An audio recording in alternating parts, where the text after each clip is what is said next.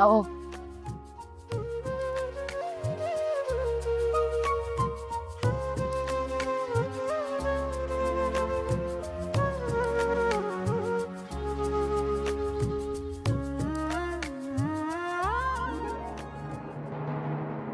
काय पण हम साथ साथ्याची फॅमिली असल्यासारखं वागतायत. पैसा अरेंज नको होऊ दे फक्त, मग बघू किती टिकून राहते यांचं प्रेम.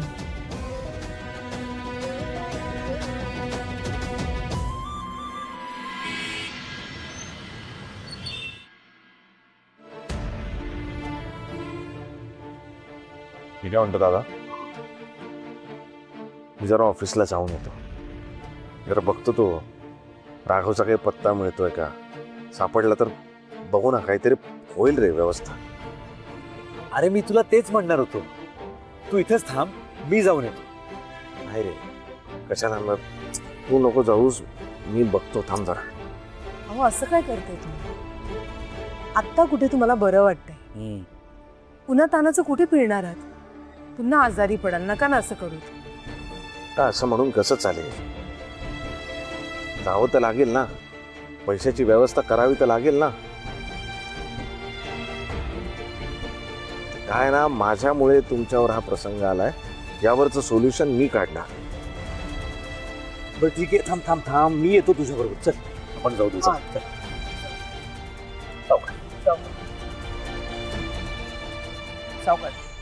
नक्की कोण आहे?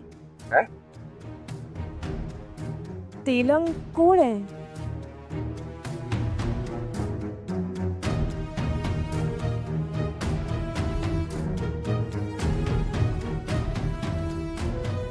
जाऊ दे, तुम्ही नका पडूया. भाऊजी, अहो माझ्या चुलत भावाचा मित्र आहे पोलिसात, त्यांच्याशी बोलून बघितलं असतं ना.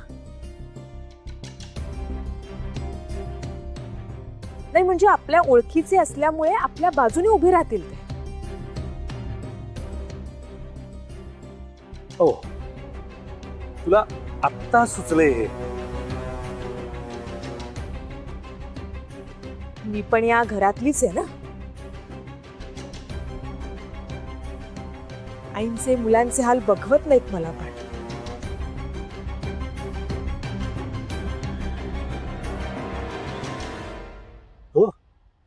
पण आतापर्यंत असं कधीच वाटलं नाही ग, तू एवढी काळजी करतेस.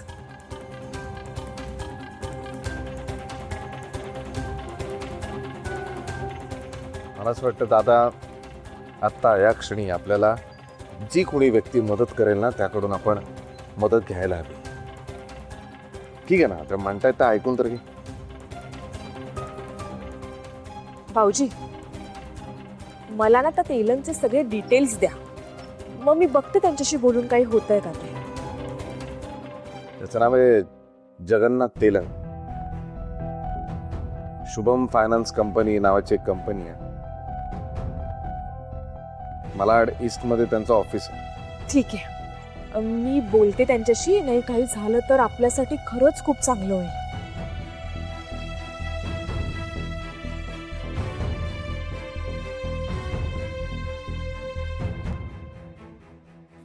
Thank you Wien. भाऊजी, अहो मी ह्या घरासाठी एवढं करूच शकते. चल, आपल्याला उशीर होतोय. चल लोक, चल चल चल चल, सांभाळून.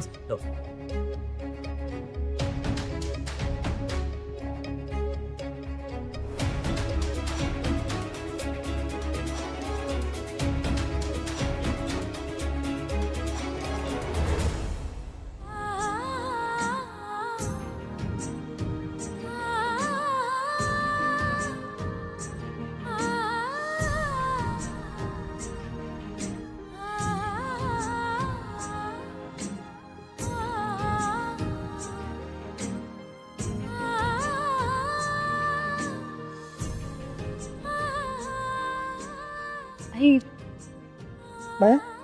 तू नीट पोट भरून खाल्लंस ना? दादांना सांगू का काही दुसरं आणायला? नाही नाही, मी व्यवस्थित खाल्लंय आणि माझं पोटही भरलंय. गुड. आई मी काय म्हणत होते, तू मामाला किंवा आजोबांना विचारून बघ ना, पैशांची काही व्यवस्था होते का. म्हणजे आजोबांशी एकदा बोलून बघ. ते नाही म्हणणार नाही. पिहू, त्या दिवशी मला तुझ्याशी बोलता नाही आलं, पण बाबा जेव्हा हॉस्पिटलमध्ये होते तेव्हा मी आपल्या घरी गेले होते पैसे मागायला. वाटलंच होतं मला. मी तसं मामाला सांगितलं होतं आधी. अच्छा, म्हणून मी जायच्या आधीच बाबा चिडले होते. मंदारला सांगत होते की जर तू अनुला पैसे दिलेस तर मी तुझं तोंडही बघणार नाही. आजोबा असं म्हणाले? हो बाळा, आता तुला वाटतं की बाबा आत्ता पैसे देतील आपल्याला? नाही. मग आता दुसरा काय ऑप्शन आहे? श्रीकांत काका? नाही नाही नाही पिहू, अगं त्यांनी आधीच आपल्याला किती मदत केली. हॉस्पिटलचे ॲडव्हान्स पैसे भरले त्यांनी, नंतर हॉस्पिटलचं पूर्ण बिल पण त्यांनीच भरलं. आता पुन्हा किती त्यांच्याकडे पैसे मागायचे?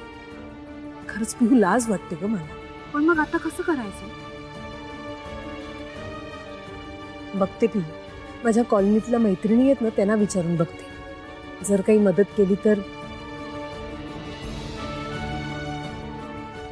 हे राजा, नको काळजी करूस, आम्ही आहोत ना, सगळं ठीक होईल बघ. आई, मी अजिबात काळजी करत नाही, कारण माझा तुझ्यावर पूर्ण विश्वास आहे. आणि माझा तुझ्या बाबांना. माझी खात्री आहे पिहू की हे जे काही झालं ना, त्यात तुझ्या बाबांचा काहीच दोष नसणार.